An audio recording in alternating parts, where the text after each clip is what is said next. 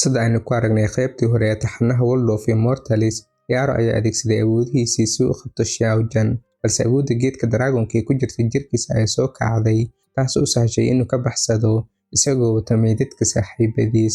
Wuxuu aaminsanaa inay dhowr maalmood gudahood ku soo kaban doonaan, sidaa darteedna wuxuu ka leexiyay cadowgii isagoo ka fogeeyay. Kadib, Xiao Zhan wuxuu gaaray buundo, iyadoo Kaio, Yaro iyo 2 nin oo geeda ay daba socdeen. Intuu baxsanayay, buundadii ayaa jabtay, saddexdoodiina waxay ku dhaceen biyaha. Halkaas ayuu makhluuq yar oo la yiraahdo Coco oo aad u qurux badan ku badbaadiyay Xiao Zhan, isla markaana la ciyaaray.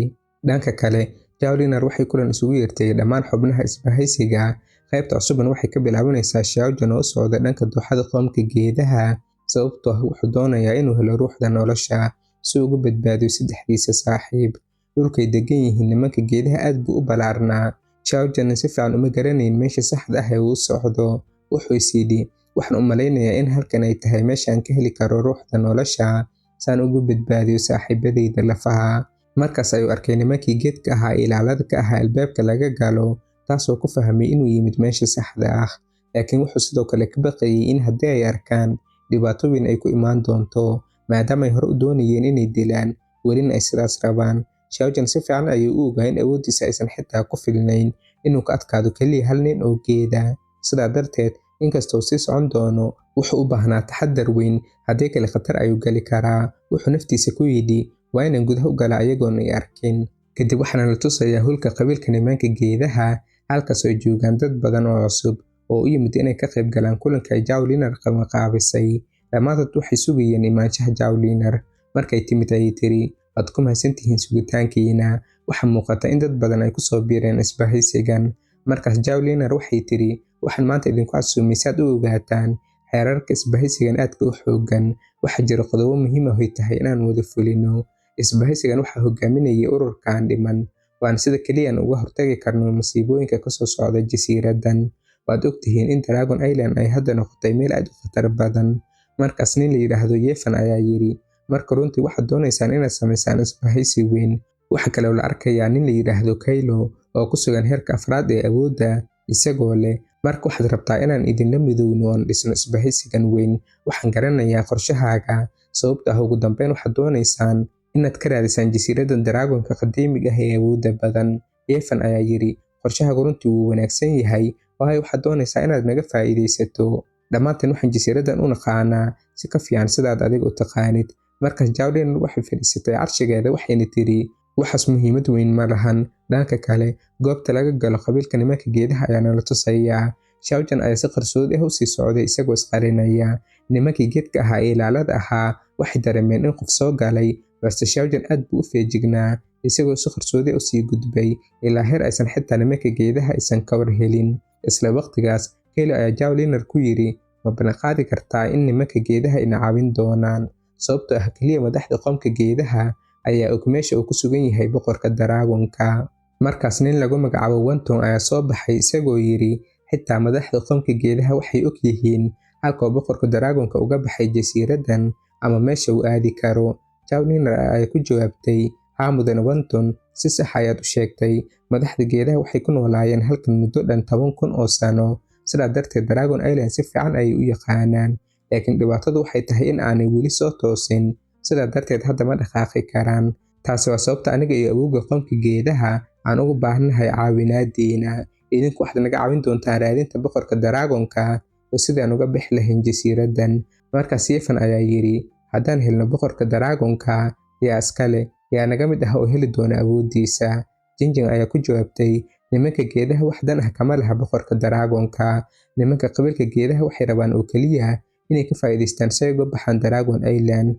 Ye Fan ayaa yiri, inkastoo nimanka geedaha aysan danaynin boqorka Dragon-ka, ma dhihi karno dadka kale isbahaysiga ku jira dan kama laha. Dad badan ayaa doonaya boqorka Dragon-ka. Sidaa darteed, aniga waxay la tahay in awoodda boqorka Dragon-ka la inoo qaybiyo dhammaanteen. Markaas Jinjin ayaa tiri, ha welwelin, arrintaas ma aha mid adag.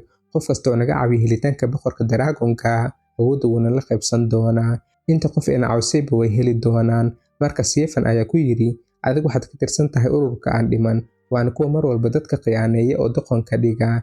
Haddaba aniga iyo dadka kale sideen kuugu aamini karnaa? Markaas Jinjin waxay farta ku fiiqday Kaio, Kayo ayaa horey u soo baxay oo yiri haddii aadan ku kalsoonayn hadalladeena ama isbahaysigan markaa halkan ka tag. Yaro ayaa isaguna yiri hawlwelin aniga Kayo labadeena baan ku birnay isbahaysigan hadda adiga go'aanso ma nagu soo biraysaa mise maya. Arrintaas waxba dhibaato naguma ahan. Yan Jinjiang ayaa tiri dhammaantiin waxaad halkan u timaadeen boqorka daraagoonka qadiimiga ah ee awoodda badan iyo boqorka daraagoonka wiilkiisa. Haddii qof uusan rabin inuu nagala shaqeeyo raadinta boqorka qadiimiga ah ee daraagoonka wuu iska tagi karaa oo keligiis ayuu raadin karaa. Ilaa maanta boqolaal qof ayaa isku dayday inay helaan boqorka daraagoonka laakiin markii ay raadinta bilaabeen kadib mar dambe wax war ah lagama maqal. Waxay badan tahay inay dhammaantood ku aasan yihiin dhulkan Dragon Island. Kadib waxay u dhaqaaqday dhanka dadka kale iyadoo leh hadda waxaan haynaa iftiinka hilaaca barakaysan iyo wadada dabaysha, sidaa darteed awooddeena kuwa kale kama liidato. Waad ogtihiin in kooxaha kala duwan ay ku dagaalamayaan awoodo iyo kheyraad, waxaana jira dad badan oo naftooda ku waayay. Haddaad taqaanaan jinka seefta ee keligii socda waad garanaysaan inuu xitaa awood u leeyahay inuu dilo halyeeyada awoodda badan ee samada ku nool. Haddaba ii sheega intee in aad ka hortagi kartaan. Marka hadalkaas maqleen wejiyada dadka oo dhan way isbedeleen. Yan Jinjiang ayaa sii tiri anigu eegaya wejiyadiina waxaan garan karaa inaad si fiican u taqaanaan jinka seefta oo qofkiina midna uusan awoodin inuu ka hor yimaado. Markaas haweeney lagu magacaabo Blue Rain ayaa tiri haa dhowaan ayaan la kulanay jinka seefta. Xilligaas waxay haysteen boqorka daraagoonka Fiyoolaha oo ah wiilka boqorka daraagoonka qadiimiga ah. Waxay bilowday inay ka sheekayso wixii dhacay. Markay iyada saaxiibadeed isku dayeen inay qabtaan boqorka daraagoonka Fiyoolaha dhammaantood si xawaare leh u daba socdeen boqorka daraagoonka Fiyoolaha kaasoo isku dayay inuu baxsado. Saaxiibada Blue Rain aad bay u xoog badnaayeen. Ugu dambeyntiina si xeelad leh ay u qabteen boqorka daraagoonka Fiyoolaha ah. Blue Rain ayaa tiri dhaqso oo qabta xitaa iyadoo ku jeesjeesaysa boqorka daraagoonka Fiyoolaha ayay tiri bal hadda sii carar oo na tus awooddaada waayo waadna dhibtay anaga dhan. Laakiin dadkaas ma aysan ogeyn khatarta aadka u weyn ee ku soo wajahan waana jinka seefta. Isla markiiba seef aad u xoog badan ayaa ku soo dhacday dhexdooda taas oo deegaanka oo dhan gilgishay. Blue Rain ayaa qaylisay yaa halkaas jooga haddaad geesi tahay banaanka soo baxay tiri. Laakiin seeftaas waxay sii daysay awoodo yaab leh oo ku dhacay saaxiibadii Blue Rain. Midkoodna awood uma lahayn inay iska caabiyaan waxaana dhammaantood lagu dilay hal weerar oo keliya. Blue Rain way ogeyd inaanay ka adkaan karin jinka seefta sidaa darteed markiiba way baxsatay. Jinka seefta ayaa soo baxay oo yiri qofkiinana male awood uu ku helay boqorka daraagoonkan. Intii jinka seefta uu dadkaas dilayay boqorka daraagoonka Fiyoolaha wuxuu helay fursad uu ku baxsado. Blue Rain ayaa tiri shilkaas waxa lagu dilay saaxiibadeyda sidaa darteed waxaan si cad u dhihi karaa in jinka seefta uu aad u awood badan yahay. Markaas Kaylo ayaa yiri aniguna waan aqaanaa jinka seefta cidna uma naxariistaan markay dilayaan. Hadafkooda ugu weyn waa inay gacmahooda ku dilaan cadowga ugu awoodda badan adduunka. Sidaa darteed la dagaalankooda waxay u dhowdahay waxaan macquul ahayn. Laakiin sidoo kale waxaa la sheegayaa in qofna weligiis uusan ku guuleysan inuu dhabarka ka weeraro isagoo la dagaalamaya. Waa inay jirtaa sabab gaar ah. Markaas saaxiibka Yan Jinjiang ayaa yiri marka loo eego baaritaankayga tan iyo markii aan nimid jasiiradan burburka dhacay iyo dadka dhintay in ka badan kala bar waxaa dilay jinka seefta. Zhao Linar ayaa markaas tiri maadaama xaaladda Dragon Island sida noqotay maxaan dhammaanteen u midoobi weynay aan u samaysan weynay isbahaysi weyn oo super ah.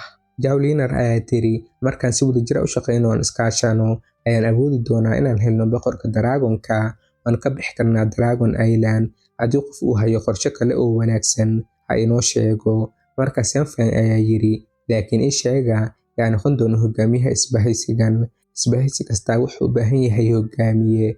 Zhao Linar ayaa ku jawaabtay arrintaas waxay ku xiran tahay awoodda iyo kartida qof walba. Ilaan si fiican u ogaano awoodaha dhammaan xubnaha aniga iyo Jinjiang ay si kumeel gaar ah u maamuli doono isbahaysigan. Sidaa darteed anaga ayaa noqon doona labada hogaamiye isbahaysigan weyn. Markaas Kaylo ayaa hore u soo baxay isagoo leh waan aqbalay kooxdayda Phantom waxay ku biiraysaa isbahaysiga weyn. Kadib Wantong ayaa isna yiri anigana ururkayga Wansheng wuxuu diyaar u yahay inuu ku biiro isbahaysiga weyn. Intaas kadib dhammaan kooxihii iyo ururadii kale waxay aqbaleen inay ku biiraan isbahaysiga weyn. Dhanka kale Xiao Jun wuxuu ugu dambeyn gaaray meeshii ku yaalay ruuxda nolosha. Halkaas wuxuu ku arkay wiil yar oo geed ah. Isla waqtigaas xayawaanka kooka ee yar ayaa yimid. Marka Xiao Jun uu arkay ayuu la yaabay oo yiri sidee buu xayawaankan yar halkan ku yimid. Koko ayaa isla markiiba dagaal la galay wiilkii yaraa ee geedka ahaa. Dagaalkoodu wuxuu ahaa mid aad u qosol badan oo qurux badan laakiin Koko ayaa ka xoog badnaa. sidaa darteed si degdeg ah ayuu uga adkaaday wiilkii yaraa ee geedka ahaa.